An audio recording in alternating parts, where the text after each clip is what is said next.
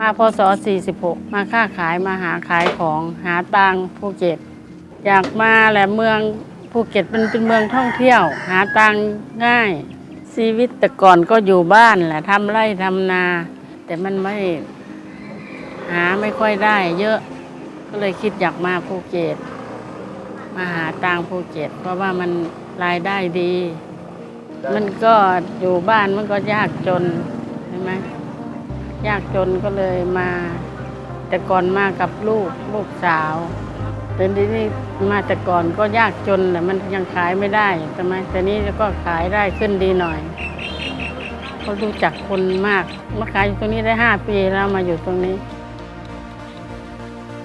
คนอีสานนะทำส้มตำไก่ย่างข้าวเหนียวมีความสุขก็อยู่ได้สบายใจเพราะว่าหาตังค์ได้ป้าชอบตำส้มตำเพราะว่าเห็นคนมากินเยอะชอบคนมากินคนก็ชอบป้าก็ทำเพื่อให้คนกินเพื่อมีเขากินแล้วมีความสุขชอบทำให้คนกินป้าเห็นคนอื่นกินเขามีความสุขป้าก็มีความสุขเหมือนกัน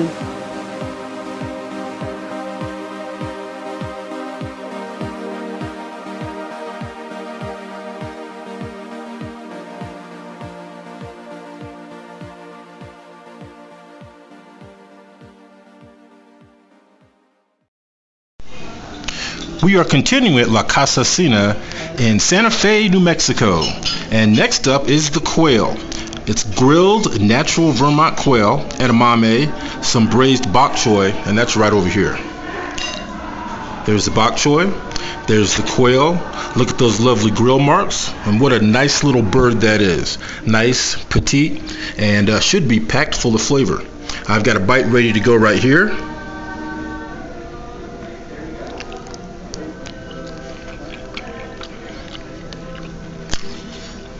Excellent. Very, very, very nice protein. Tastes delicious.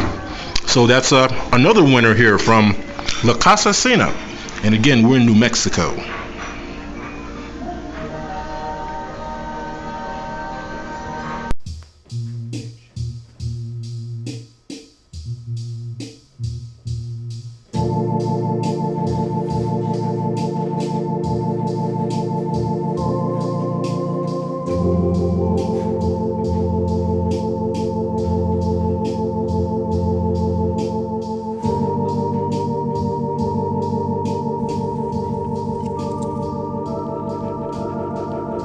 Hello, welcome to the Winslow Food Forest once again.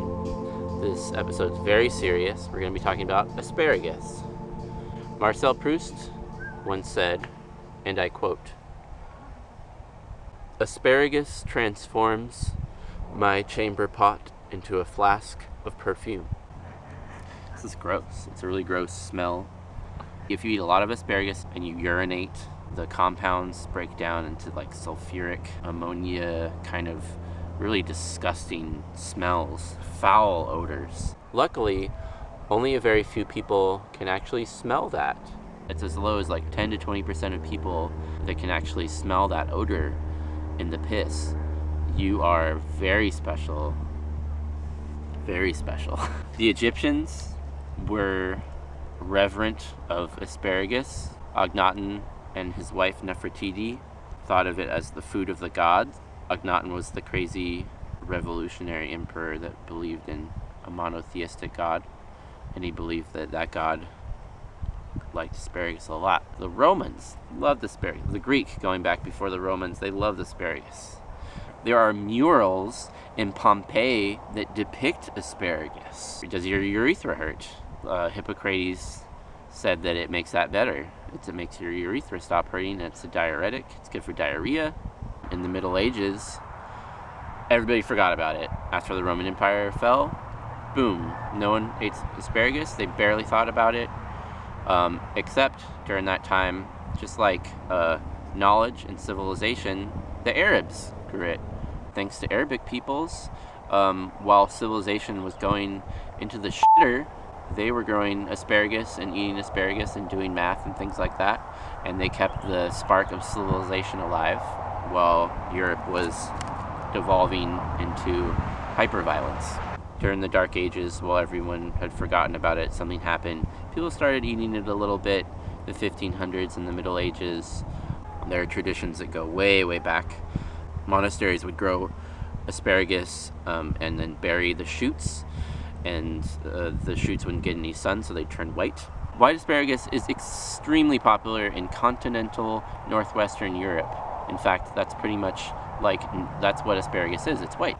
Basically, Europeans love it when it's white. The Bavarian city of Nuremberg, not only do they love hanging Nazis, there's also a festival in April where they celebrate asparagus. All week long, they eat tons of asparagus. There's a queen of asparagus. Asparagus is a crazy vegetable. It's a crazy kind of guy. Like, its cells are going like, it's going crazy. You can almost watch asparagus grow. It can grow like 6 inches, just looking at it. Its metabolism is off the charts. You don't really think about plants breathing, but they do. They breathe just like people. They respirate. Once they're cut and go to market, they go bad like really quick because they're so alive and they're on fire with activity. Something you should know about asparagus is it's an investment. It takes asparagus at least 3 years to start really coming into its own. But spring after spring, you're gonna get new shoots. And asparagus live as long as like your dachshund, as long as your pooch. It lives like 15 to 20 years, and it's gonna produce so much food, and it's gonna be so good for the soil. Asparagus roots can be up to like 6 feet. They reach right into the ground. It's extremely nourishing to the ecology. Asparagus are said to be excellent companion plants for tomatoes because the tomato repels the asparagus beetle, and the asparagus beetle likes to get all up in the asparagus and its shit up. Likewise, asparagus probably repels some of the harmful nematodes that affect tomatoes. So it's like a win-win, asparagus and tomatoes, yin and yang. It's like Sonny and Cher. No, they're divorced. Asparagus and tomatoes, mom and dad. Asparagus is the guy, tomatoes is the mom. The tomato is like the queen. It's like the woman. It's like, listen, asparagus is extremely high in folic acid. It makes your whole body juicy. Asparagus are famed for their supposed aphrodisiac qualities. There is a term here that people use, which is a psychophysiological aphrodisiac, because the asparagus kind of looks like certain parts of the human anatomy. Like, if you look at it, it kind of does. Asparagus were banned in girls' schools during the Victorian times because they're too phallic. A woman during Victorian times was supposed to smell their husband's piss because if the husband had been eating asparagus, it might stink, and that would be a sure sign that he was sleeping around. He was spreading himself all over town. Asparagus is a beautiful plant. You can think of beauty as being synonymous with protection. It's like a very traditional belief to equate those two things. And if you think about it, like, vegetables are very beautiful. We have developed them in order to accentuate their beautiful qualities. Asparagus, for instance, grows in the wild, and it doesn't look anything like this. It looks a little bit like this, but like, this is like a more pronounced and beautiful version of the original wild asparagus plant. It protects you against heart disease, against cancer. It protects you against circulation issues. If you wanted to live in a mythopoetic reality, you could say that asparagus actually protects you against certain evil influences or spirits. It protects you against deviations from the beautiful and the good in life, just like all vegetables. This guy, he's really good. He's a good guy. You should get to know him very well. You can get to know him for years and years and years. Thanks for joining us today. I hope that you enjoy asparagus as much as I do. If you eat a bunch of asparagus and then you urinate and it smells really bad, just plug your nose and know that it's all for the good.